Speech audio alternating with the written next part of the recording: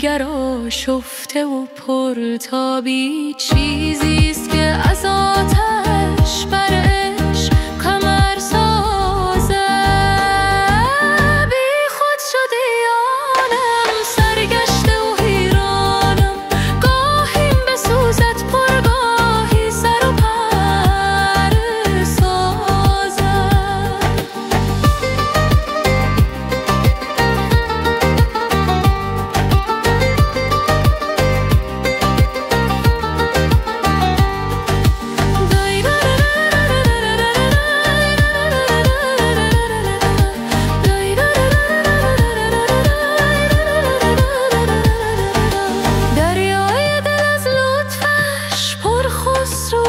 شیرین پس قطره اندیشه صد گونه گوهر سازه. آن جمله گوهر غاران در شکند درش، و آن عشق عجایب را هم چیز دگر سازه.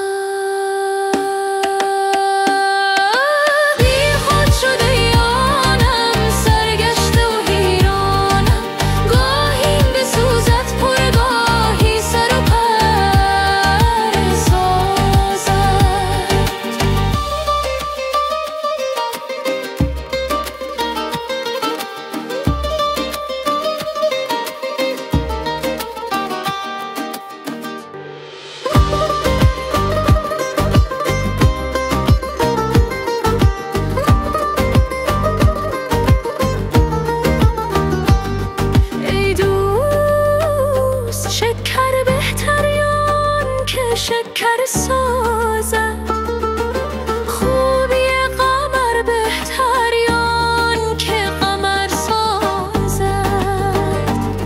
ای باغ تویی خوشتر یا گلشن گل در تو، یان که برارت گل صد نرگس تر سازد. ای عشق اگر آشفته و پرتابی چیزیست که از آتش بر عشق کمر سازه.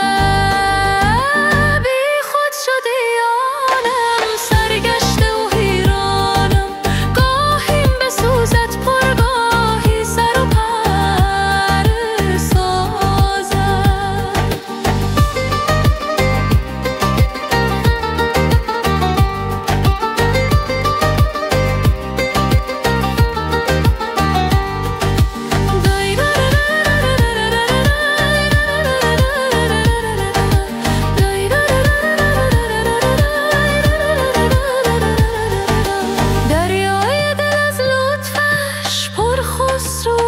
شیرین پس قطره اندیشه صد گونه گوهر سازد.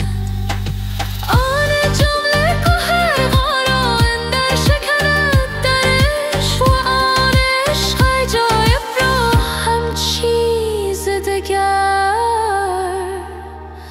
سازد.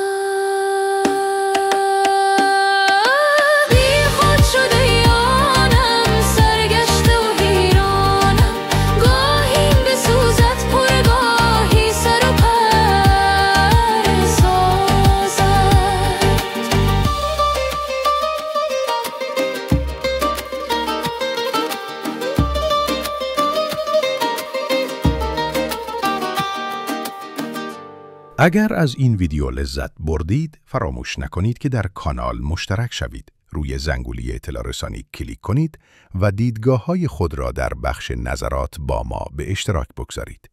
سپاسگزاریم